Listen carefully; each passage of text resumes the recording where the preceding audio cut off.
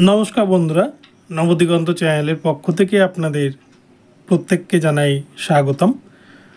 তো এখন আমি আপনাদের সাথে যে আপডেটটি শেয়ার করতে চলেছি সেটি হচ্ছে আমাদের পার্শ্ববর্তী রাজ্য ওড়িশায় যে টেট পরীক্ষা অনুষ্ঠিত হতে চলেছে সেই টেটের কিন্তু ফর্ম ফিল আপ অলরেডি শুরু হয়ে গেছে। তো টেট পরীক্ষায় কারা কারা আবেদন করতে পারবেন, পশ্চিমবঙ্গের যারা বিএড ক্যান্ডিডেট তারা অ্যাপ্লাই করতে পারবেন কি না, পশ্চিমবঙ্গের ডিএলএড ক্যান্ডিডেট তারা অ্যাপ্লাই করতে পারবেন কি না, এবং এখানে আবেদন মূল্য কত রয়েছে এবং লাস্ট ডেট কবে রয়েছে, এই সমস্ত বিষয় নিয়ে আপনাদের সাথে বিস্তারিত এই ভিডিওতে আমি থাকছি। এবং তার সাথে সাথে এই টেট পরীক্ষার এলিজিবিলিটি ক্রাইটেরিয়া কি রয়েছে সমস্ত কিছুই আপনাদের সাথে বিস্তারিত আলোচনা করব। তো আপনারা সম্পূর্ণ ভিডিওটি দেখুন। এই ভিডিওটি আপনাদের কাছে ভীষণ ইনফরমেটিভ হতে চলেছে। তবে তার আগে বলে রাখি, যারা প্রথমবার চ্যানেলটি দেখছেন আপনারা অবশ্যই চ্যানেলটিকে সাবস্ক্রাইব করে নেবেন, কেননা এই ধরনের আপডেট সবার আগে সর্বপ্রথমে আপনারা কিন্তু নবদিগন্ত চ্যানেলে পেয়ে যাবেন। তো চলুন তাহলে আমরা এবার দেখে নিই যে কী আপডেট উঠে আসছে ওড়িশা টেট নিয়ে। তো বন্ধুরা, আমরা ওড়িশার কটকের যে বোর্ড অফ সেকেন্ডারি এডুকেশনের যে অফিসিয়াল নোটিশ, সেই নোটিশে কিন্তু আমরা প্রবেশ করেছি। আপনারা দেখতেই পাচ্ছেন ওড়িশার টিচার এলিজিবিলিটি টেস্ট ওটেট 2024। এখানটাতে বলা হচ্ছে অ্যাপ্লিক্যাবিলিটি। তো এখানটায় যেটা বলা হচ্ছে যে 1 থেকে 8 অর্থাৎ ক্লাস 1 থেকে 8 এই স্তরে কিন্তু পরীক্ষা নিতে চলেছে ওড়িশা গভর্নমেন্ট, তারা টেট পরীক্ষা নিতে চলেছে। তো এই 1 থেকে 8-এর ক্ষেত্রে কিন্তু দুটো স্তরে পরীক্ষা হতে চলেছে, মূলত ক্যাটাগরি এ এবং ক্যাটাগরি হচ্ছে বি। এই দুটি ক্যাটাগরির মধ্যে ক্যাটাগরি এতে রয়েছে 1 থেকে 5 পর্যন্ত, অর্থাৎ ক্লাস 1 থেকে 5 পর্যন্ত যারা প্রাইমারি লেভেলের টিচার হতে চান তারা ক্যাটাগরি এ লেভেলের পরীক্ষা দেবেন, এবং যারা 6 থেকে 8 পর্যন্ত যারা টিচার হতে চান আপার প্রাইমারির তারা কিন্তু ক্যাটাগরি বি লেভেলের পরীক্ষা দেবেন। তো ক্যাটাগরি এ লেভেলের ক্ষেত্রে কি কি শিক্ষাগত যোগ্যতার প্রয়োজন এখানে কিন্তু দেওয়া রয়েছে।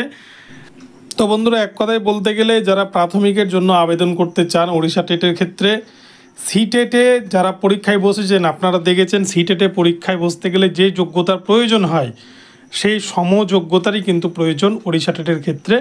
তবু বলে রাখি, স্বাভাবিকভাবেই যাদের এইচএসে 50% মার্কস আছে এবং 2 বছরের ডিএলএড কোর্স করা রয়েছে আপনারা কিন্তু এই পরীক্ষায় আপনারা বসতে পারবেন।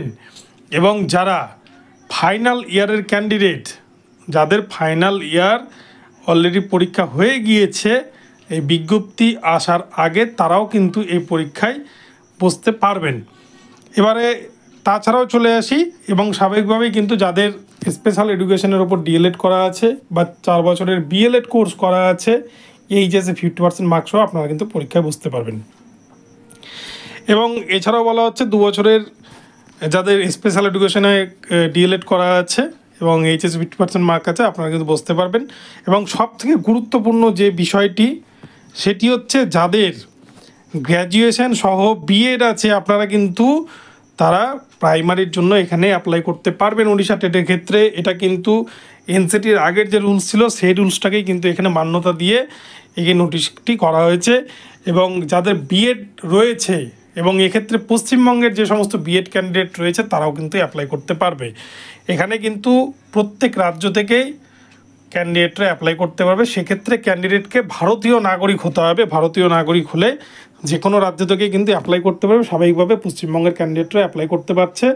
তো বিএডরা যারা গ্র্যাজুয়েশনে 50% মার্ক রয়েছে তারা কিন্তু এখানে অ্যাপ্লাই করতে পারছে। তো বিএডদের নিয়ে কি বলা আছে নোটিশে আমরা একটু গুরুত্ব সহকারে দেখে নিই। এখানে বলা হচ্ছে অথবা দিয়ে আরেকটি যোগ্যতার চাওয়া হয়েছে post graduation with a minimum 55% marks, অর্থাৎ পোস্ট গ্র্যাজুয়েশন এমএতে যদি 55% মার্কস থাকে এবং তার সাথে সাথে যদি আপনাদের 3 বছরের ইন্টিগ্রেটেড বিএড বা এমএড কোর্স করা থাকে সেক্ষেত্রে কিন্তু আপনারা এলিজিবল।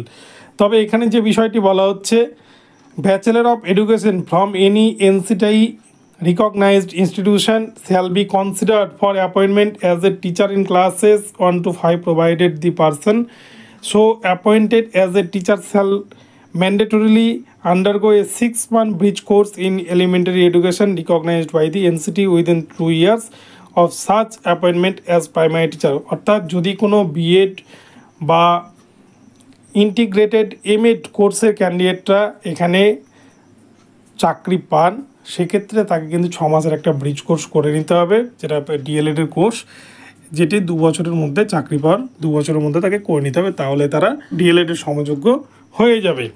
তো এই হচ্ছে ক্যাটাগরি এর ক্ষেত্রে যোগ্যতা মান। এবার হচ্ছে ক্যাটাগরি বি, অর্থাৎ 6 থেকে 8 বা আপার প্রাইমারির ক্ষেত্রে কী যোগ্যতা লাগবে আমরা দেখে নিই।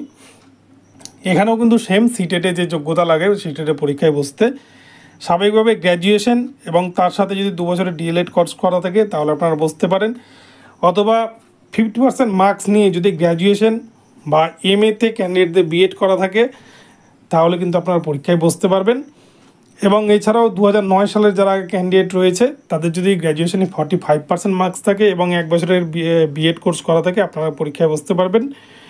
এবং এছাড়াও এইচএসে 50% মার্ক এবং 4 বছরের যদি ইন্টিগ্রেটেড কোর্স অর্থাৎ বিএড বিএসসি এড এগুলো যদি করা থাকে তাহলে কিন্তু আপনারা পরীক্ষায় বসতে পারবেন। এবং তাছাড়াও যাদের স্পেশাল এডুকেশনের ওপর বিএড করা আছে এবং গ্র্যাজুয়েশনে 50% মার্কস আছে আপনারা কিন্তু এখানে পরীক্ষায় বসতে পারবেন। এই হচ্ছে বিষয়।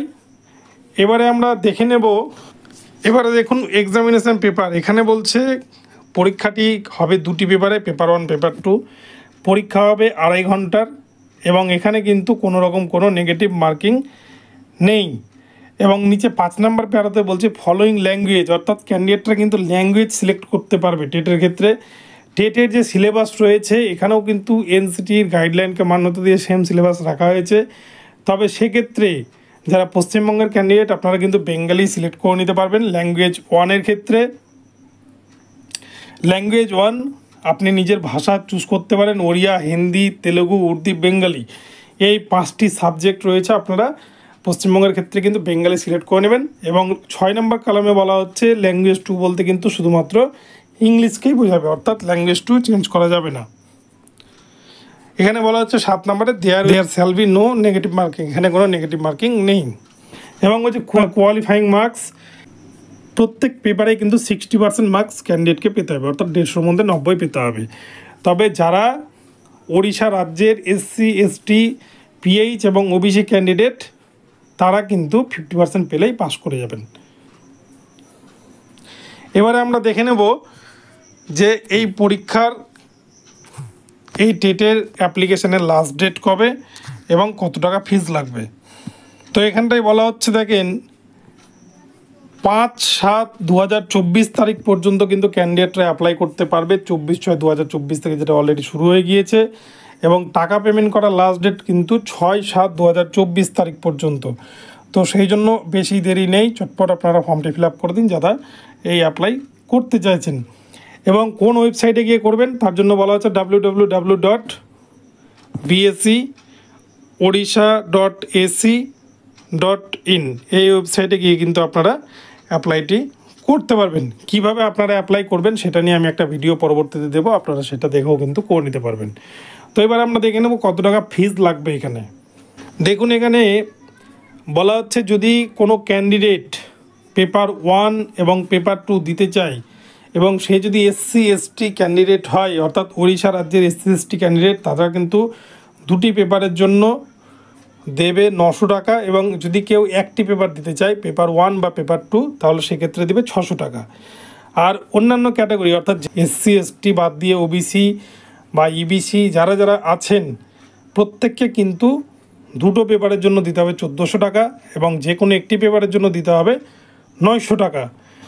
তো বন্ধুরা আপনাদেরকে আমি কমপ্লিটলি জানালাম যে কী কী ক্রাইটেরিয়া রয়েছে, কত টাকা লাগবে, লাস্ট ডেট কবে এবং কারা কারা অ্যাপ্লাই করতে হবে সব কিছু জানালাম। তো আপনাদের যদি ভিডিওটি ইনফরমেটিভ মনে হয় আপনারা অবশ্যই চ্যানেলটিকে সাবস্ক্রাইব করে দেবেন এবং এই ধরনের আপডেট প্রতিনিয়ত পেতে চ্যানেলটিকে ফলো করতে থাকুন। ধন্যবাদ।